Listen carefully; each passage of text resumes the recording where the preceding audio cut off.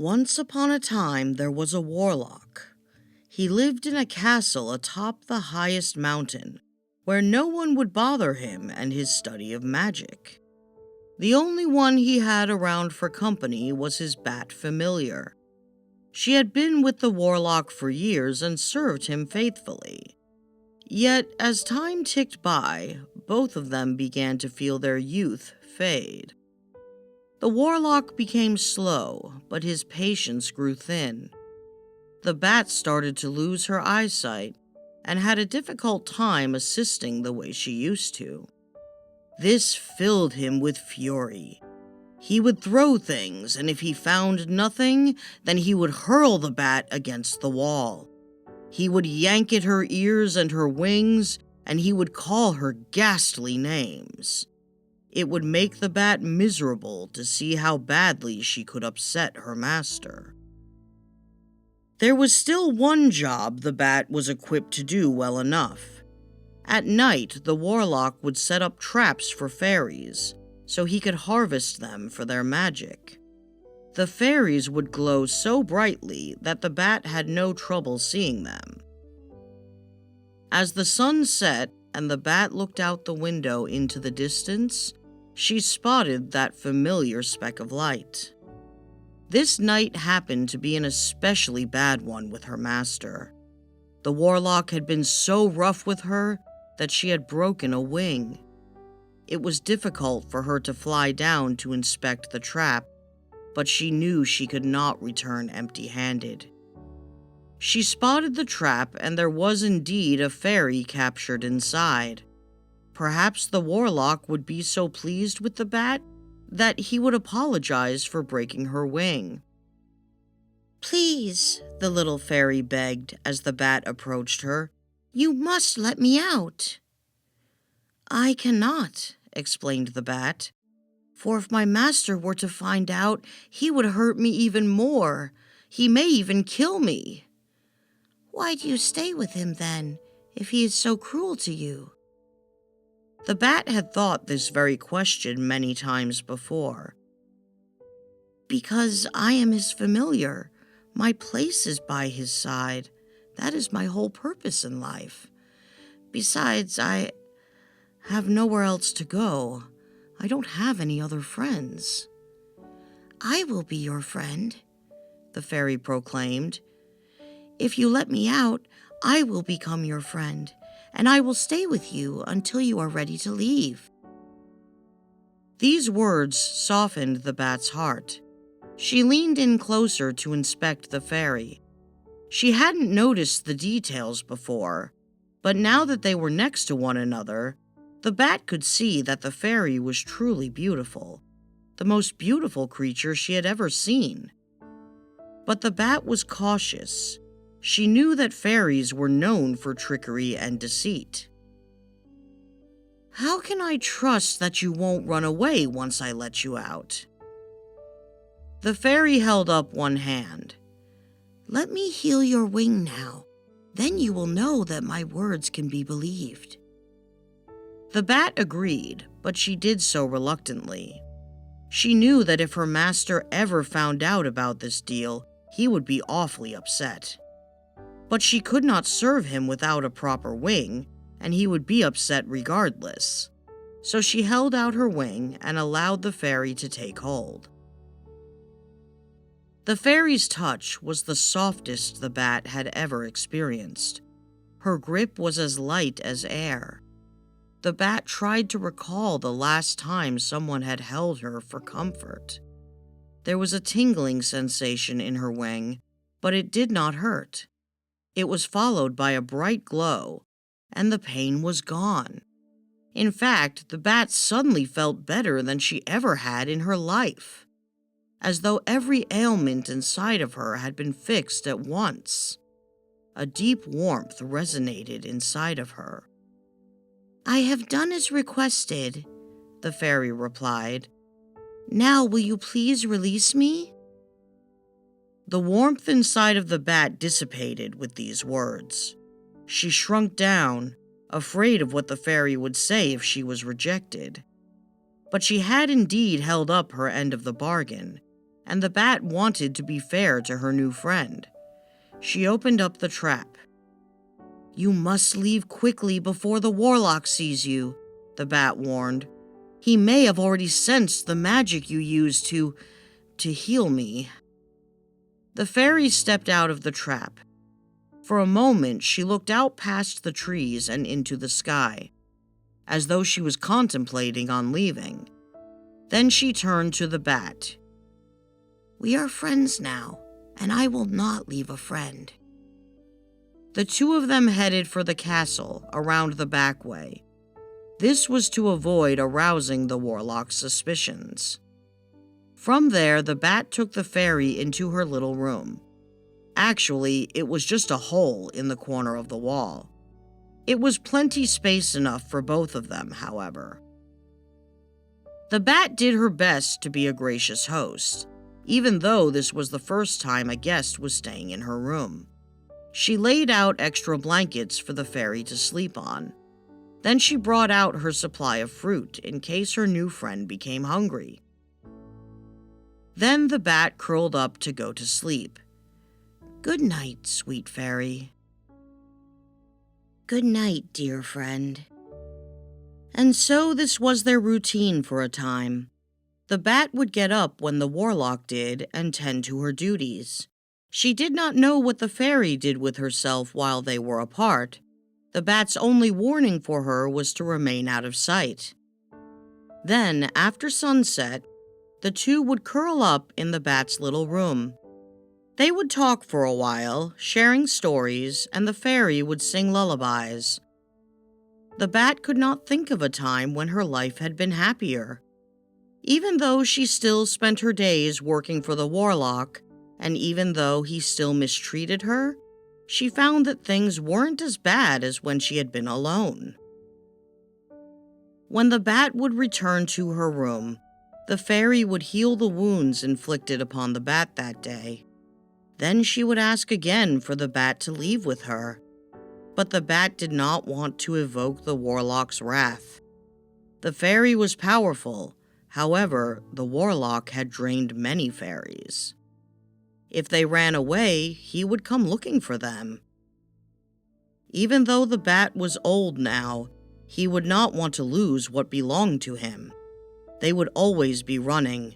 She could not inflict that life upon her friend. Every night, the fairy would ask, "Are you ready to leave now?" And the bat would respond, "Good night, sweet fairy. Good night, dear friend." This carried on for some time more, until one night when the fairy trap became full once again. The bat found herself conflicted. She knew that the fairy would demand for the release of her kin, but she also knew her master would not take kindly if he discovered her second betrayal. So she asked the fairy, "Would you leave me if I let him drain this fairy to protect you?" "I am your friend," the fairy answered, holding up her hand. "I have sworn to remain by your side." The bat felt relief at these words, but only temporarily. For when she went down to the trap to recover the catch, she found that she could no longer only see an energy source for her master. When she looked at this new fairy, the bat thought of her friend. More than that, she saw a small creature who was helpless and trapped. The bat saw herself. Then she let this one go as well. "Fool!" screamed a voice behind her. The bat did not need to turn around to know that her master had been watching. "I knew you were betraying me! My traps never fail!" The warlock was so infuriated by her actions that he beat the bat within an inch of her life.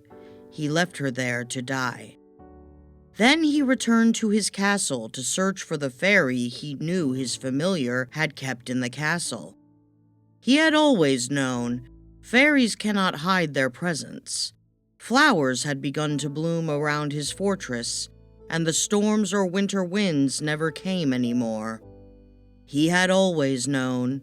He had simply waited for the right moment to strike. The fairy would be weakened from healing his familiar every night, but her strength could be renewed after he captured her and took the magic for himself. He knew exactly where his familiar liked to sleep, so it did not take him long to find the fairy. She herself was napping and unaware of the eyes on her. When the warlock saw her, he became enamored by her beauty. She was the loveliest creature he had ever seen, and it was almost a shame to drain her magic. The warlock thought of his familiar left out to die, and how he will need a new companion by his side. Perhaps he could fashion a different use for this fairy. He was gentle in lifting her up, so as not to disturb her slumber, and carried her off to his study. There he used what was left of his magic to transform the fairy into a human girl. It wasn't until the spell was complete that the fairy woke up and realized what was happening. "Where is my friend?" she asked. But the warlock gave no answer. He told her that if she ever wanted to be a fairy again, she would have to first marry him and swear to be by his side until his death. The fairy cried, but in this human form she had no magic left to defy him. She agreed to his terms. Meanwhile, the bat remained at the bottom of the forest. She knew her fairy friend was in trouble, but she could not get back up to help her. She laid on that ground, knowing that she would die. She thought about how every night her fairy would ask if she was ready to leave, and every night the bat had refused. She thought she had been protecting her friend. In truth, she had just been afraid. And now they were both in mortal danger. The bat closed her eyes and began to weep. Just then she heard a fluttering sound. It started low, but became louder and louder. It was the sound of fairies in flight, dozens of them. The bat opened her eyes as one landed next to her. Even with her foggy eyesight, the bat could see that this was the fairy she had rescued that morning. She had returned with an army to help the bat. The fairies gathered around and summoned all of their magic. They not only healed the bat, they transformed her. She felt her body grow in strength and in size. At first, she thought that she was becoming human, for her legs expanded and arms protruded past her shoulders. Then she noticed that her wings and claws remained. She was now a gargoyle. Her eyesight was healed, and she had the stamina to fly back to the castle, which is exactly what she did.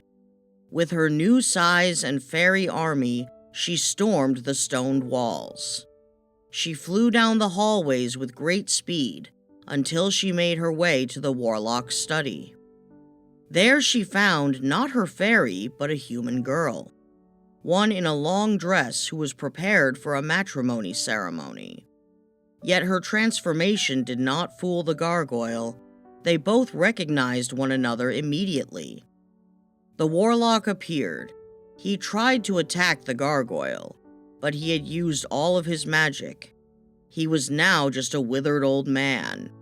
"No!" he shouted as the gargoyle approached him. "You belong to me. Bat or gargoyle, you are my familiar, and you will do as I command." The gargoyle shook her head. If she had years to do so, she could not say all the things she had wanted this old man to hear. It did not matter. She did not need to waste a single breath on ears which refused to listen. The gargoyle easily overpowered him. Even though she felt that he deserved to suffer, she could not bring herself to prolong his pain. She grabbed his head and tore it off. The army of fairies hovered over his corpse and set it on fire, turning him into ashes. Now that this threat was out of the way, the gargoyle approached the human girl.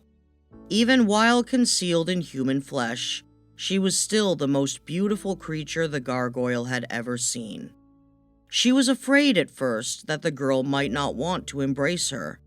The gargoyle was used to being small and helpless. She still did not know how to direct this new power she beheld. Her fears were assuaged when the girl took hold of her claws. "Can they change us back?" the gargoyle asked, referring to the fairy army.